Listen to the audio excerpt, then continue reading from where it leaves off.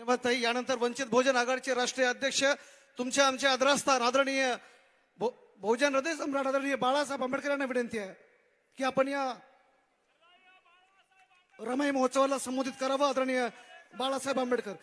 Advocate Balasaheb आगे बढ़ो. Advocate Balasaheb आगे बढ़ो. वंचित बहुजन आघाडीचा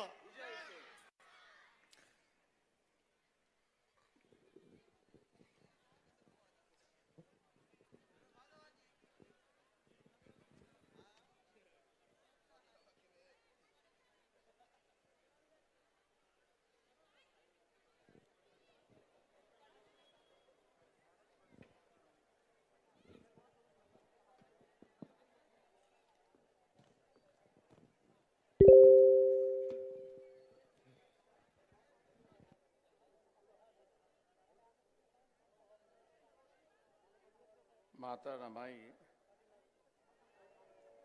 या कार्यक्रमाच्या असणाऱ्या अध्यक्षा शोभाताई जोगदंड, या कार्यक्रमाचे असणाऱ्या आयोजक विठ्ठल गायकवाड, त्याच्याचबरोबर स्वागत अध्यक्ष जे आहेत ते राजू वाघमारे, महानगरपालिकेचे असणारे अमृत नगरकर, त्याच्याचबरोबर संयोजन समितीचे असणारे अध्यक्ष अनिल बेरजे आणि व्यासपीठावरती असणारे उपस्थित फारुक अहमद, अविनाश भोसीकर, राजेश्वर हाती आंबिरे, शिवा नरांगळे, प्रशांत इंगोले, डॉक्टर संगरत्न कुळे, श्याम कांबळे आणि या कार्यक्रमाला असणारे लागलेले महाराष्ट्राचे असणारे सुप्रसिद्ध गायक सज्जन बेंद्रे, उपस्थित बंधूंनो, भगिनींनो आणि बालमित्रांनो,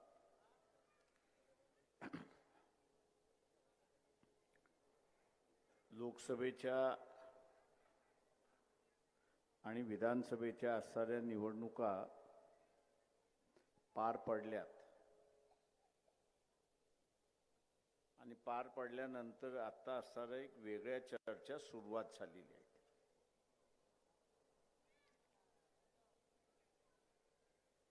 जे सोशल मीडियाला बघतात त्या सोशल मीडियावरती असणारा काही प्रश्नांची चर्चा सुरुवात झाली आहे हे आपण लक्षात घ्या.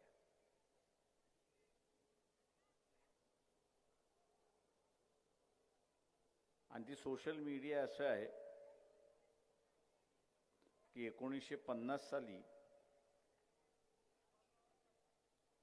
या देशामधल्या काही संघटना की ज्या सत्तेवरती आहेत, RSS सारख्या ज्या संघटना आहेत की ज्या सत्तेवरती आहेत, त्यांनी मास्तर खाली बसा, दोघही खाली बसा किंवा बाजूला व्हा.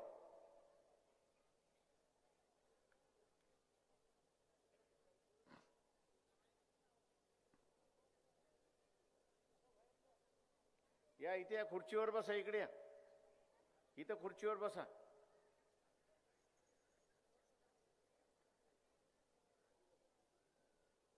या संघटनांनी असणारं स्वतःशीच आणि जनतेशी एक आश्वासन दिलं होतं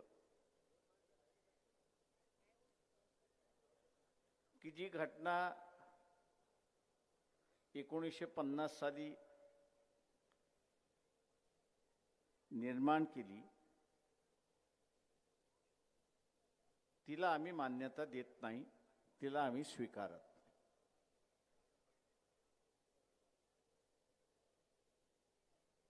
तिला आम्ही मान्यताही देत नाही, आम्ही याला स्वीकारतही देत नाही. जेव्हा केव्हा आमच्याकडे सत्ता येईल जेव्हा केव्हा आमच्याकडे असताना सत्ता येईल त्यावेळेस आम्ही ही घटना बदलल्याशिवाय राहणार नाही असं त्यांनी वक्तव्य केलं होतं आणि त्या दृष्टीने त्यांची पावलंही पडतात आहेत हे आपण लक्षात घ्या.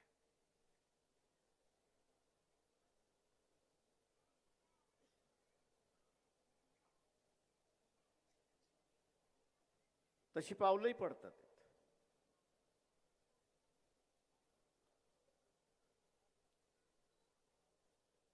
एखाद्या व्यक्तीने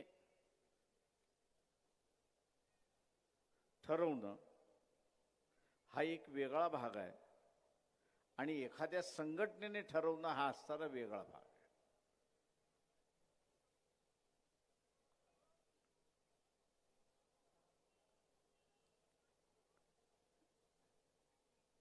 संघटना ज्यावेळेस ठरवते त्यावेळेस विचारपूर्वक ठरवते असं मी त्या ठिकाणी मानतो. दुर्दैवाने मी असं म्हणेन की आंबेडकरी चळवळीमध्ये डिग्री होल्डर्स फार मोठ्या प्रमाणात आहेत. त्यांना डिग्री मिळालेली आहे, नाही असं नाही.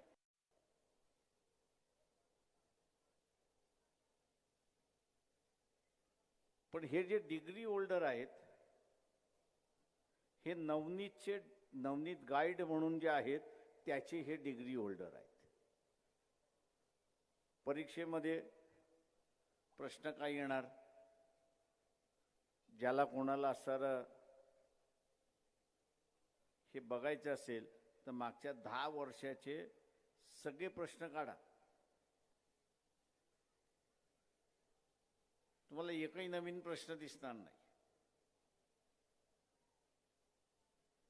आलटून पालटून याच्यातले 2 त्याच्यातले 2 त्याच्यातले 3 त्याच्यातला 1 त्याच्यातला 4 हा घ्या आणि पेपर चाकले जातो.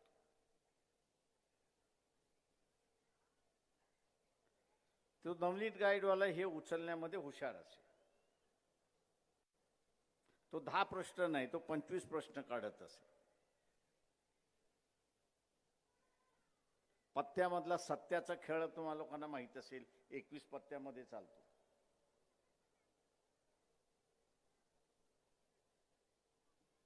जे पत्त्यातली 21 पानं आपण घेतली आणि कोणालाही सांगितलं की तुम्ही असणारा तुमच्या मनामध्ये त्याच्यातला असणारा पत्ता आणि 3 पत्त्याचा जसा खेळ आहे त्या 3 पत्त्याचा खेळ आपण असताना केला तर तुम्हाला ओळखता येतं की कुठलं आहे आणि कुठलं नाही. ते नवनीत गाईड करत असे. आणि नवनीत वाचलं की डिग्री मिळाली अशी असणारी परिस्थिती. आता ह्या डिग्री होल्डरांचा आंबेडकरी चळवळीमध्ये लय सुळसुळाट झालाय. एवढा सुळसुळाट झालाय की त्याला सोशल मीडियावरती पोस्ट लिहिता आली नाही तर तो त्याची आई बहीण काढून मोकळा होतो. अरे तुला लिहिता येत नसेल तर लिहू नको, पण त्याची आई बहिणीवरनं कशाला शिवा देतोस. तिथे लक्षात घ्यायचं की हा नवनीत गाईडचा विद्यार्थी आहे आणि नवनीत गाईड वाचून त्याला असणारा डिग्री मिळालेली आहे म्हणून त्याचं डोकं चालत नाही अशी असणारी परिस्थिती.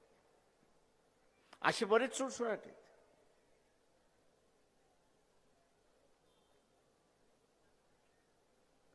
आणि ह्यानेच सगळं असताना चळवळीत गोंधळ घातला असं मी त्या म्हणणार.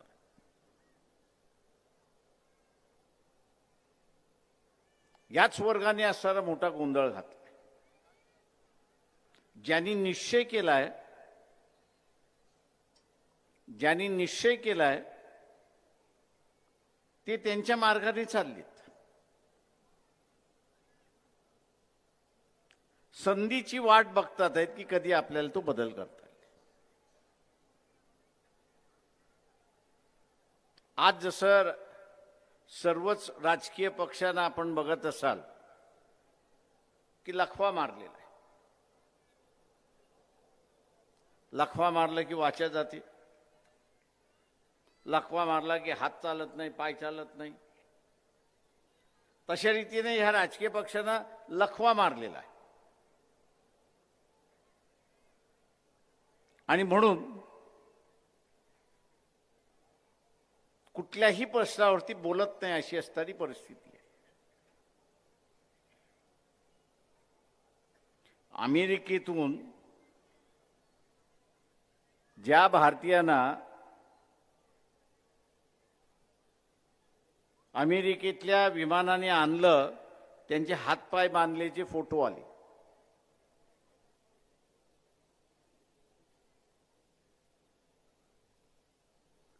एवढं मोठं रान तुम्हाला असताना मोदीच्या विरोधात पेटवता आलं असतं. का रे बाबा, तू भिकारी आहेस का? विमान तुझ्याकडं नाही का? तू पाठवायचं होतं विमान, त्या लोकांना घेऊन यायचं जसं इतर जगातल्या पंतप्रधानांनी केलं, राष्ट्राध्यक्षांनी केलं.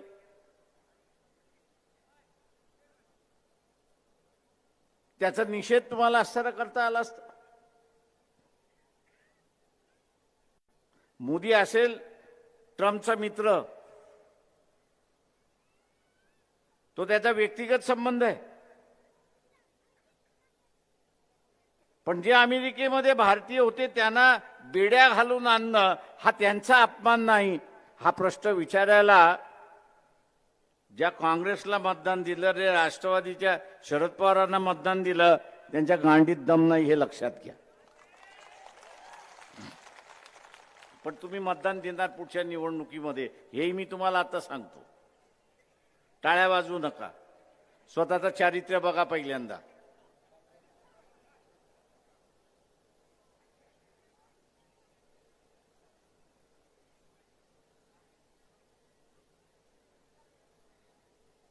आपण आपलं स्वतःचं चारित्र्य बघितलं पाहिजे की माझं चारित्र्य काय आहे.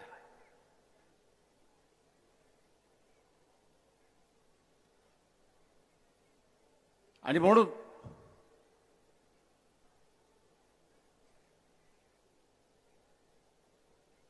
ज्यांच्या मध्ये धमक नाही, ज्यांच्यामध्ये धमक नाही, इथल्या असणाऱ्या सरकारला प्रश्न विचारायचं. फक्त इलेक्शनच्या दिवशी मटण देतो, दारू देतो आणि आम्ही मतदान करत बसायचं.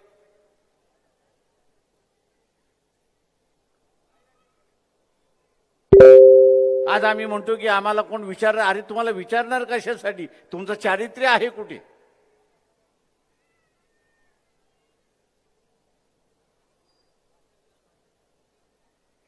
ज्याचं चारित्र्य आहे त्यालाच विचारलं जातं, ज्याचं चारित्र्य नाही त्याला विचारलं जात नाही. हे बाबासाहेब सांगून गेले आपल्याला.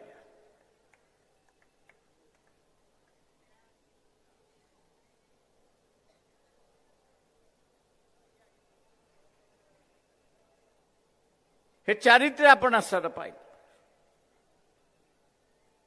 चारित्र्य नसेल तर आपल्याला पुढचंही काही दिसत नाही. आणि म्हणून म्हटलं सोशल मीडियावरती, टीव्हीच्या मीडियावरती नाही, वर्तमानपत्राच्या मीडियावरती नाही, पण सोशल मीडिया, मोबाईलवरती चालणारा सोशल मीडिया, या सोशल मीडियावरती ही चर्चा आपल्याला ऐकायला मिळते.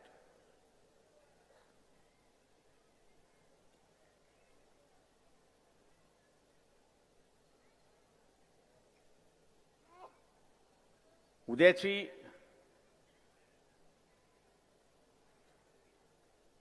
ही घटना बदलली तर येणाऱ्या घटनेमध्ये असणारा अधिकार आहेत की नाही आहेत कोणाला माहिती. की नव्या व्यवस्थेमधल्या नव्या गुलामीला आपल्याला तोंड द्यावं लागणार.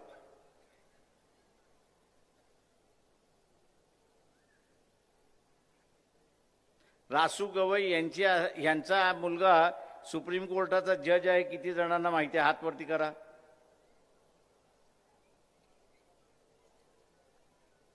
काय झालं नवनीत गाईडवाल्यांना? हे माहित नाही की गवईंचा असणारा रासू गवईंचा मुलगा सुप्रीम कोर्टाचा जज आहे. सीजीआय होणार आहे, चांगली गोष्ट आहे. स्वागत केलं पाहिजे आपण. त्यांनी मागच्या 3 महिन्यापूर्वी एक निर्णय दिला. कुठला निर्णय दिला? कुठला निर्णय दिला? नवनीतच्या गाईडच्या विद्यार्थ्यांना सर डिग्री होल्डरना विचारतोय, कुठला निर्णय दिला? बरोबर. अरे मराठीत बोल म्हणजे लोकांना कळेल. मला इंग्रजी कळतं थोडं थोडं.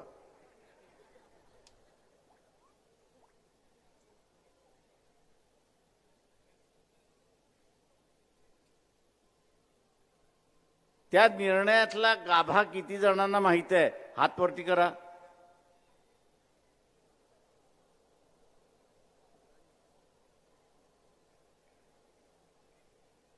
एकालाही माहित नाही.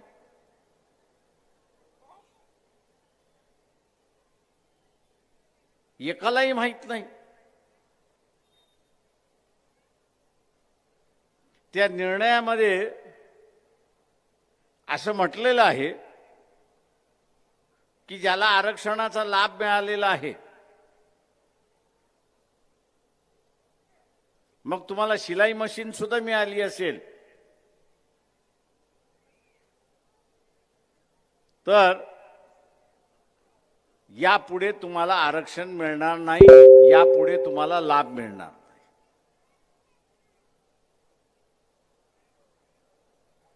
यापुढे आरक्षण मिळणार नाही आणि यापुढे लाभ मिळणार नाही. म्हणजे स्कॉलरशिप मिळणार नाही, फ्रीशिप मिळणार नाही आणि आरक्षणाची जागाही मिळणार नाही. याचं कारण की तुम्ही लाभ घेतलेला आहे. तुम्ही लाभ घेतलात म्हणून तुम्ही असताना प्रगतिशील झालात. तुम्हाला आता असताना लाभाची गरज नाही.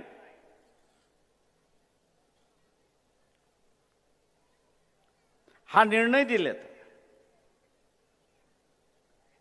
आणि त्याच्यासाठी महाराष्ट्र शासनाने एक समिती स्थापन केलेली आहे की ह्या निर्णयाची अंमलबजावणी कशी करायची. आणि या निर्णयाचं स्वागत कोणी केलेलं आहे? तर काँग्रेसने स्वागत केलेलं आहे आणि भारतीय जनता पक्षाने सुद्धा स्वागत केलेलं आहे. आणि आम्ही मतदान कोणाला दिलं? तर आमच्या गांडीवरती लात मारायला जे बसलेले आहेत त्यांना आम्ही मतदान दिलं.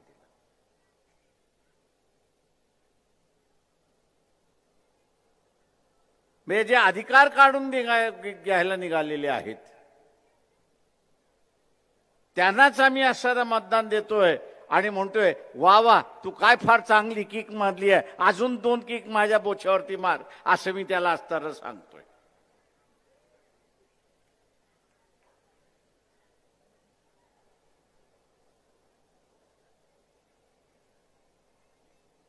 आणि उद्या आरक्षण गेलं, अरे आता आपण मोर्चे काढले पाहिजेत, आंदोलन केलं पाहिजे. अरे जेव्हा सगळं असताना निघून गेल्यानंतर तुम्हाला वाचवायला आहे कोण? इलेक्शन मधली दारू, इलेक्शन मधलं मटण तुम्हाला वाचवणार आहे?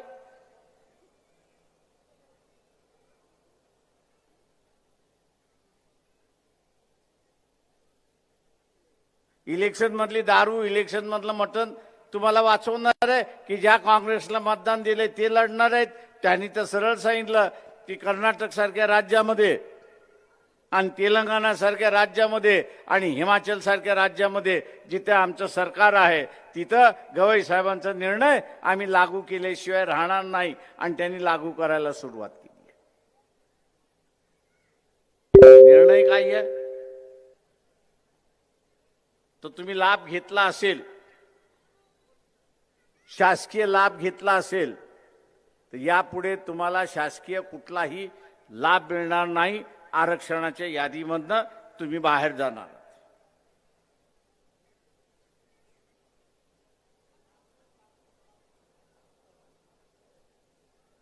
बाबासाहेब असं म्हणाले होते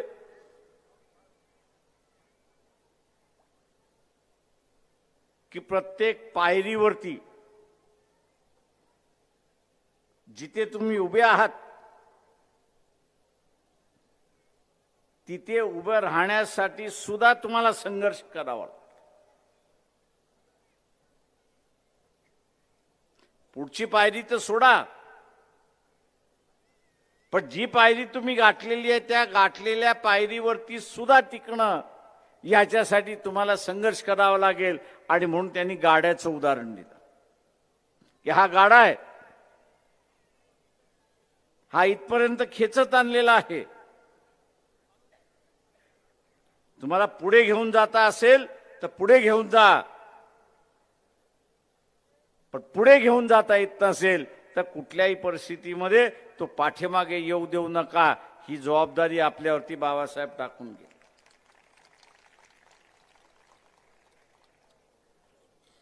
आम्ही तो गाडा तिथे ठेवला की पाठीमागे चाललाय. उद्याचं आरक्षण गेलंय, अंमलबजावणी करण्याचं शिल्लक राहिले.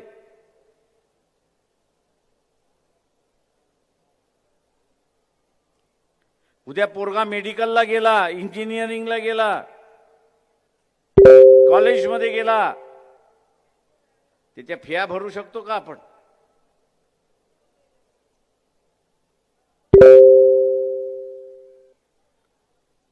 आता एवढे डोकं नसेल तर त्याला नाईलाज आहे.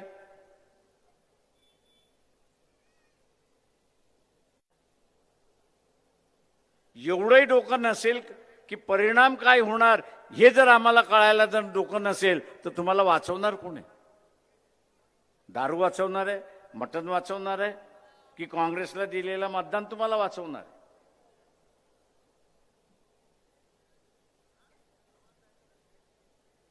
तुमच्या डोळ्यासमोर दिसतंय. विश्वनाथ प्रताप सिंगाने ओबीसीला आरक्षण दिलं, पण मागचे 5 वर्ष आपण बघत असाल की सुप्रीम कोर्टाच्या माध्यमातून आरक्षणाचा खेळ चाललेला आहे.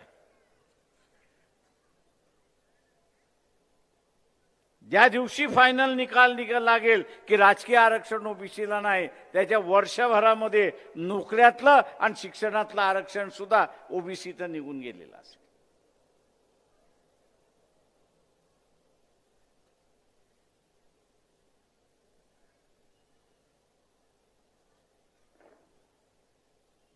त्यातून सगळ्यांना फायदा होतो असं मी मानत नाही, परंतु व्यवस्थेमध्ये, ती राजकीय व्यवस्था असेल, शैक्षणिक व्यवस्था असेल, शासकीय नोकरीची व्यवस्था असेल, माझा समावेश होण्याचा मार्ग कायम आहे हे आपण लक्षात घ्या.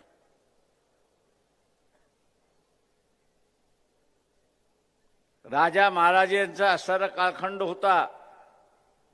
तुमच्यापैकी तुमचे बापदादे जे होते ते तिथे असणारा चौबदार तरी होते का?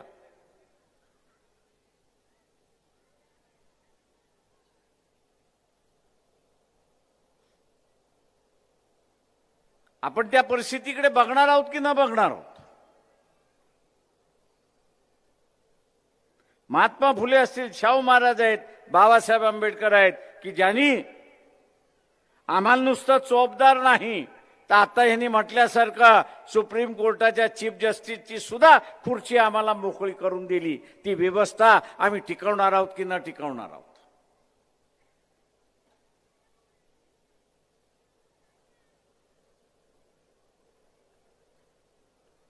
व्यवस्था टिकली म्हणजे या देशामधली माणुसकी टिकली हे लक्षात घ्या.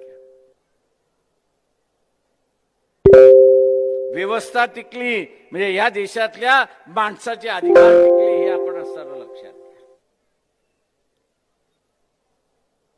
व्यवस्था टिकली म्हणजे आज जे आपण ताटपाण्याने खुल्या दिलाने असताना आज वावरत आहोत तो व्यवहार त्या ठिकाणी राहतो हे आपण असताना लक्षात घ्या.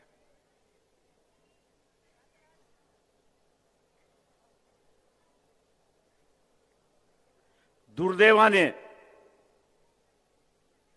मी असं म्हणेन की हा आंबेडकरी चळवळीला फुले शाहू आंबेडकरी चळवळीच्या माणसाला रोग लागलाय की तो सगळ्याच गोष्टी पैशामध्ये मोजायला लागलेला आहे.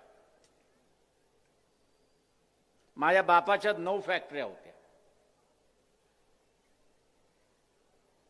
किती फॅक्टऱ्या होत्या?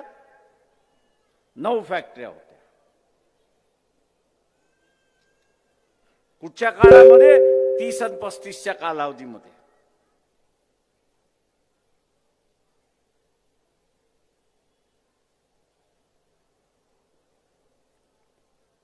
पण नंतरच्या कालावधीमध्ये काय? झटके लागत जातात, राहतात नाही राहत.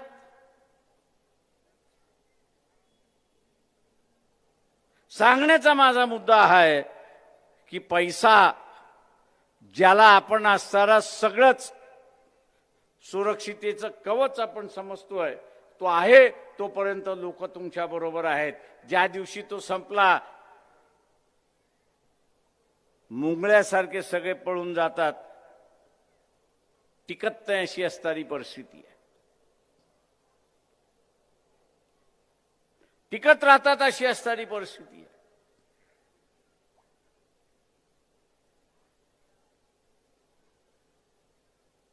जगण्यासाठी पैसा लागतो नाही असं नाही, पण सुरक्षिततेसाठी पैसा लागत नाही हे लक्षात.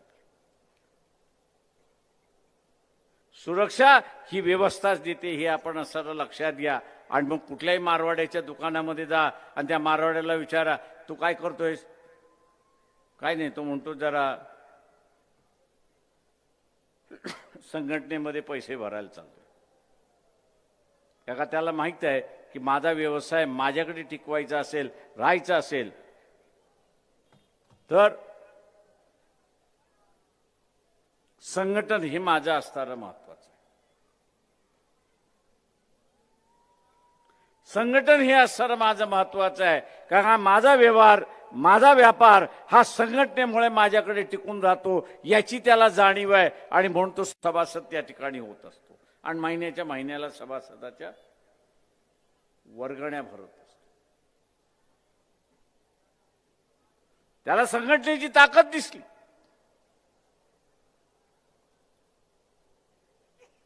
आणि म्हणून तो आज या व्यवस्थेमध्ये टिकला.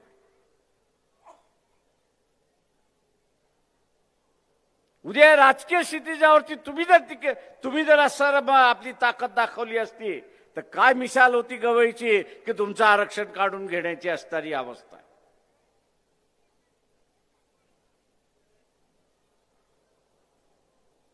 मला काय अधिकारी मिळाले ते म्हटले प्रकाश इलेक्शन आरक्षण राहिलं न राहिलं. म्हटलं का रे? नाही, आपण आता फार चांगलं कमवलेलं आहे. म्हटलं मला मान्य आहे. म्हटलं सरकारी अधिकारी म्हटलं की त्यांनी कमवलेलं आहे याच्याबद्दल दुमत नाही, पण मला एक सांग की नोटाबंदी ज्यावेळेस झालं तुझं काय मालाचं झालं ते सांग. तू बाहेर काढू शकलास का? काय प्रकाशावर विचारताय तुम्ही? वाया गेले सगळे. त्याच्यामध्ये चिलीम टाकून असं ओढत बसलो.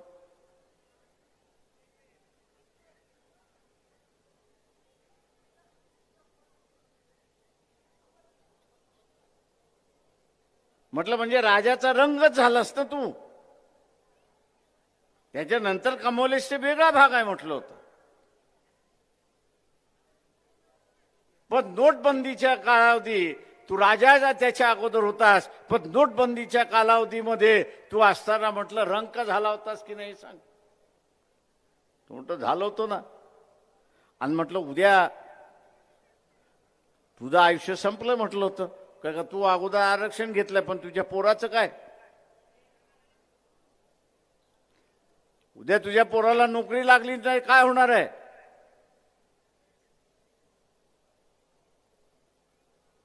म्हटलं तो तुझ्यासारखा राजा राहणार नाही, तो सामान्य माणसासारखा रंक होईल अशी असणारी परिस्थिती आहे.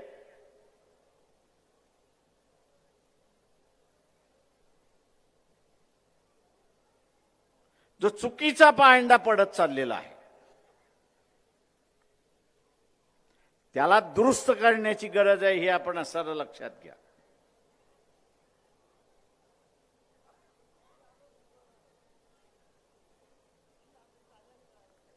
जो चुकीचा पायंडा पडत चाललेला आहे त्याला असं दुरुस्त करण्याची गरज आहे. आणि चुकीचा पायंडा काय पडतोय की मी असताना मानतोय की मला चळवळीची गरज नाही, माझी आर्थिक स्थैर्यता ही माझी गरज आहे. आर्थिक स्थैर्य ही गरज आहे, नाही असं नाही, पण ती शाश्वत देत नाही हे लक्षात घ्या. चळवळ ही शाश्वत देते, व्यवस्था ही शाश्वत देते, सिस्टम ही आपला अधिकार देतो हे आपण लक्षात घ्या. उद्या त्या संविधानामध्ये आरक्षणाचं तत्व नसतं तर तुम्हाला आरक्षण मिळालं असतं. उद्या त्या संविधानामध्ये मानवतेचा अधिकाराचा हक्काचा आलेख नसता तर तुम्हाला काय अधिकार मिळाले असते.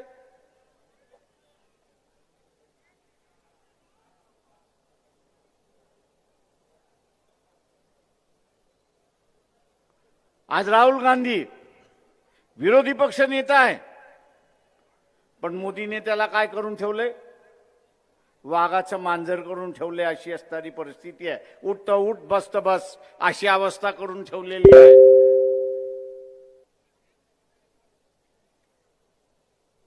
तो तुमचं बघणार की त्याचं बघणार. मोदीने सरळ सांगितलं, तोंड उघडलंस तर साला तिहार जेलमध्ये टाकेन.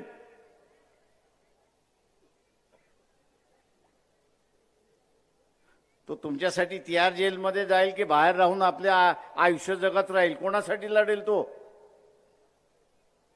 कोणासाठी लढेल? तुमच्यासाठी की त्याच्यासाठी?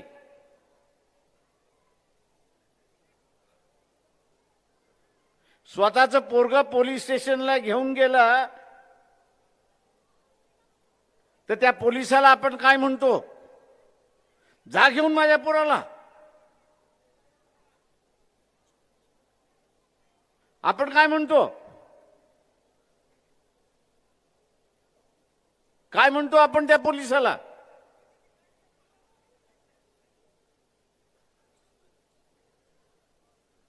काय म्हणतो काय आपण त्या पोलिसाला? घेऊन जा. मग काय म्हणतो आपण? घे आणि सोड. जसं आपण आपल्या पोराचा असताना बाहेर राहायला पाहिजे तसं राहुल गांधीला वाटत नाही का मी बाहेर राहिलो पाहिजे म्हणून? तो कशाला तुमच्यासाठी भांडेल? तो म्हणतो जाऊ दे, काय व्हायचं ते होईल, मी आपला असताना माझं आयुष्य बाहेर राहून मजा मारतो. आणि त्यांनी इथल्या असणाऱ्या सगळ्या गोष्टी वाऱ्यावरती सोडल्यात. अशी असणारी परिस्थिती.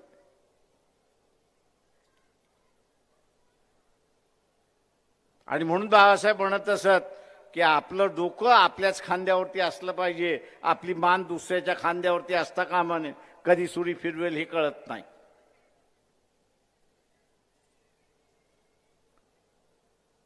दोन्ही बाजूने संकट आहे. एक व्यवस्थेने दिलेली सुरक्षितता ही काढण्याचा भाग चाललाय आणि दुसरं जे सत्तेवरती बसलेलं आहे केंद्राच्या आणि राज्याच्या, ते असं म्हणतंय की आम्ही संविधान या देशातलं बदलणार. तुमचं राहिलं काय?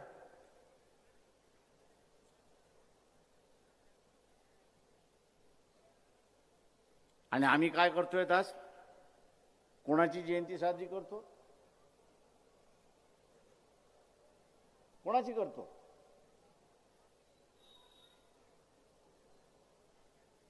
कोणाची करतो?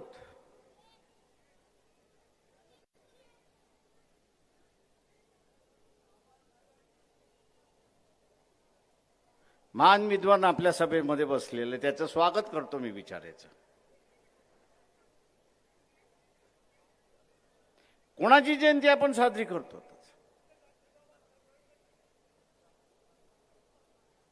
दुसरं विद्वान आपल्याला दिसलं.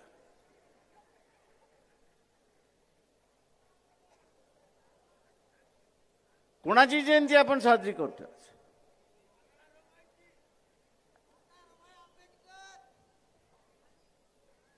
दोन विद्वान ह्या सभेमध्ये आले, त्यांचं स्वागत करतो. पण आपण का जयंती साजरी करतोय?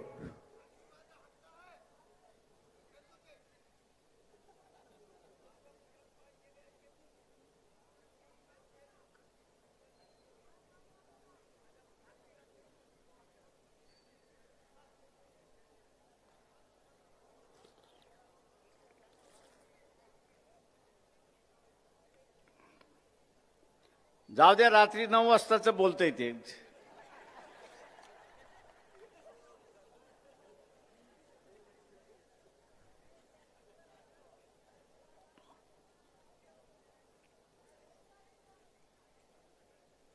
आपण ही जयंती का साजरी करतो?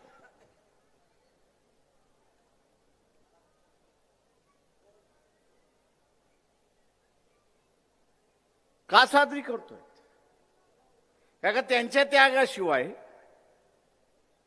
आणि त्यांच्या कष्टाशिवाय बाबासाहेबांचं शिक्षण पूर्ण झालं नसतं. म्हणजे त्यांच्या त्यागाचं आज आपण या ठिकाणी जयंती साजरी करतो.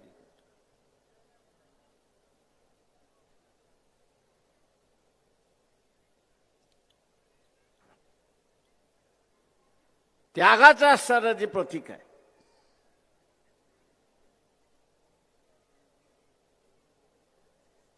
हा त्यागाचा गुण आपण स्वीकारणार आहोत की नाही, हा खरा प्रश्न आहे.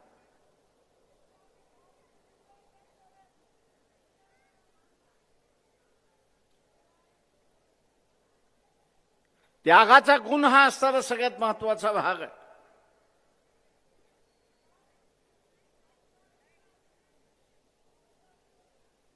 आणि म्हणून माझं आव्हान आहे आपल्या सगळ्यांसमोर,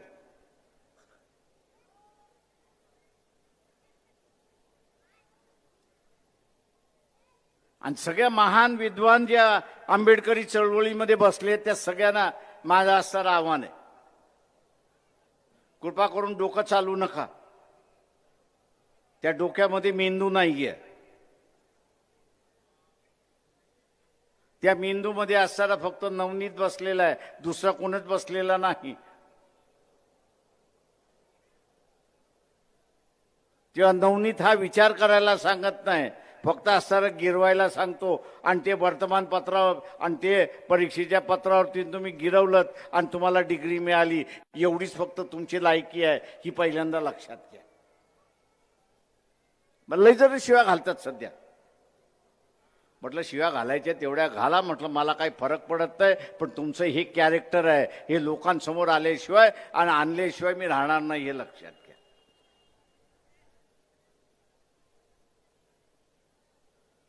जे नांदेडमधले प्राध्यापक मंडळी होती, अविनाश बोसीकर लोकसभेच्या विरोधात, फारुक आणि प्रशांत असणाऱ्या विधानसभेच्या संदर्भात, त्या प्राध्यापकांना विचारतो, नालायकांनो, आरक्षण नसतं तर भोसडीच्यानं प्राध्यापक झाला असतात का रे?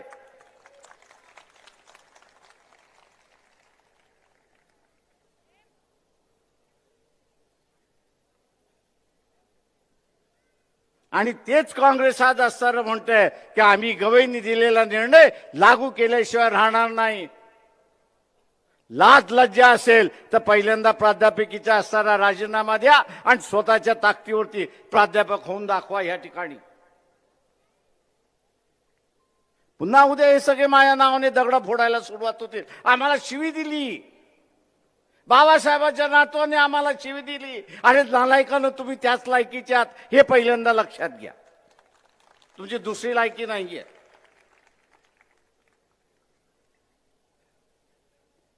काय का तुमच्या सारख्या गाढवाने मिळवलेले अधिकार टिकवण्याच्या ऐवजी मातीत घालायला लागल्या, अशी असणारी परिस्थिती.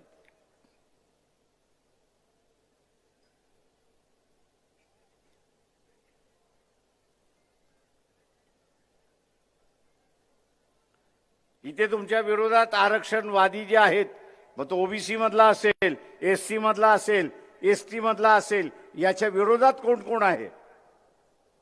तो काँग्रेस विरोधात आहे. शरद पवारांची एनसीपी विरोधात आहे, भारतीय जनता पक्ष विरोधात, आरएसएस हे तुमच्या विरोधात आहेतच.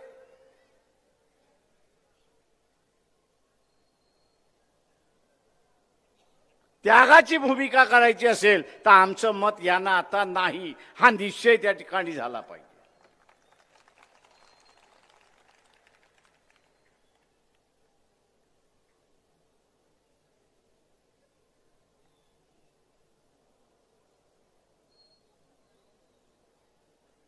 आणि म्हणून मित्रो, टांगती तलवार ही तुमच्या मानेवरती आहे.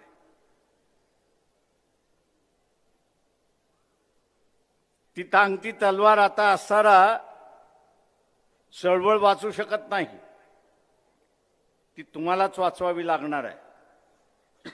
आज घ्या ना मुसलमानांचं,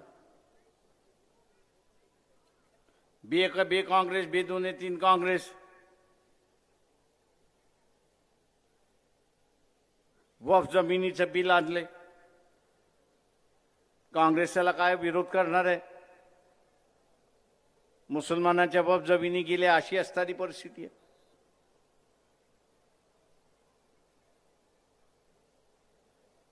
मुसलमानांचे धार्मिक कायदे आहेत, ते धार्मिक कायदे सुद्धा आता जायला निघालेले आहेत. कॉमन सिव्हिल कोडच्या निमित्ताने तेही जायला निघालेले आहेत. आणि तोही काँग्रेसला चिकटून बसलेला आहे.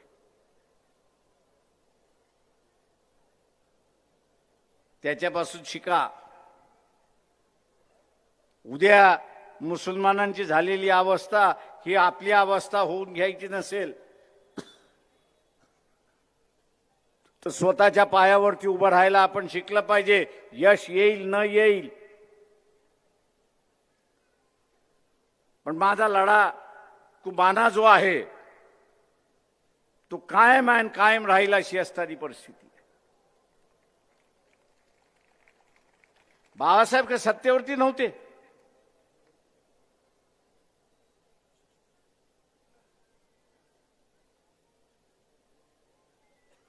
बाळासाहेबांच्या पाठीमागे त्या काळची जनता होती आणि त्या जनतेने आज सगळं बदललं.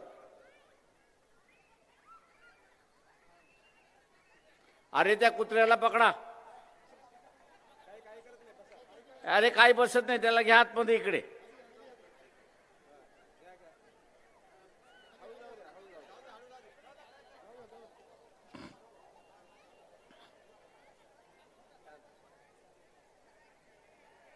बाबासाहेबांकडे काही सत्ता नव्हती,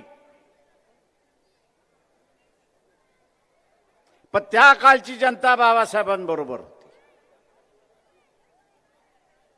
आणि त्या जनतेनेच परिस्थिती बदलली.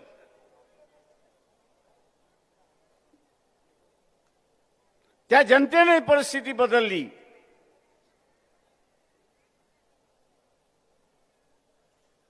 आज तुमच्याकडे सुद्धा तीच ताकद आहे आणि ती ताकद तुम्हाला असताना वापरावी लागणार आहे, हे लक्षात घ्या.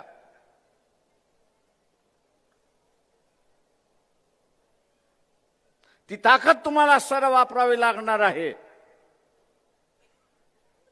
आणि ज्या दिवशी ही ताकद तुम्ही वापरणार आहात, मताच्या स्वरूपामध्ये तुम्ही असताना वापरणार आहात, त्या दिवशी हितली व्यवस्था तुमच्यासमोर झुकलेली असेल, हे लक्षात घ्या. सत्ता आहे की नाही हा वेगळा भाग आहे.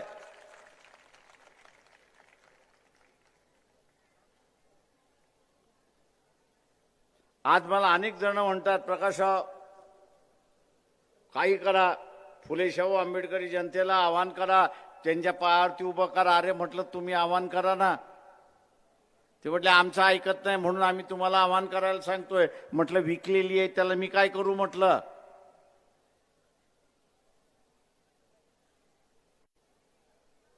फुले शाहू आंबेडकरी जनता म्हटलं विकलेली आहे, पैशाला विकलेली आहे, मटणाला विकलेली आहे, दारूला विकलेली आहे, अशी परिस्थिती आहे.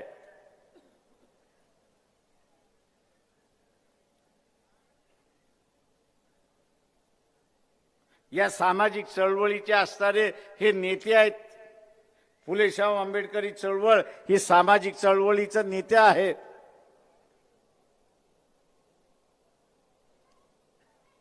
त्यांच्याकडे जेवढी ताकद आहे तेवढा धनगर म्हणतो माझ्याकडे नाही, माळी म्हणतोय माझ्याकडे नाही,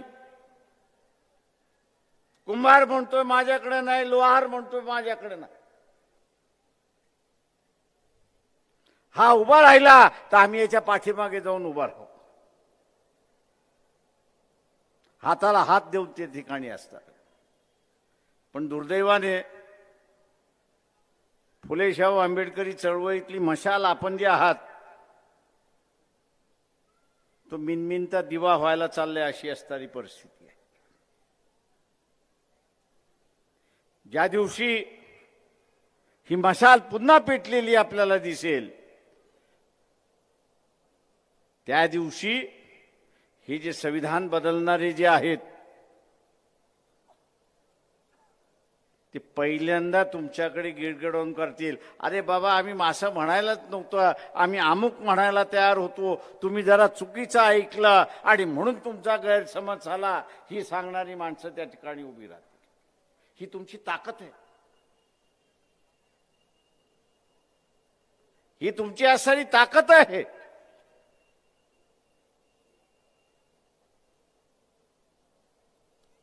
पण त्या ताकदीलाच आपण विसरलेला आहात.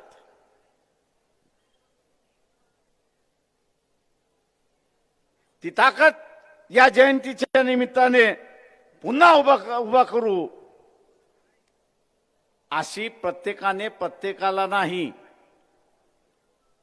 तर स्वतःने स्वतःलाच आश्वासित केलं पाहिजे की ही ताकद मी पुन्हा उभी करेन, तरच खऱ्या अर्थाने रमाईची जयंती साजरी झाली असं मी त्या ठिकाणी म्हणेन आणि आपली रजा घेतो. जय भीम, जय भारत.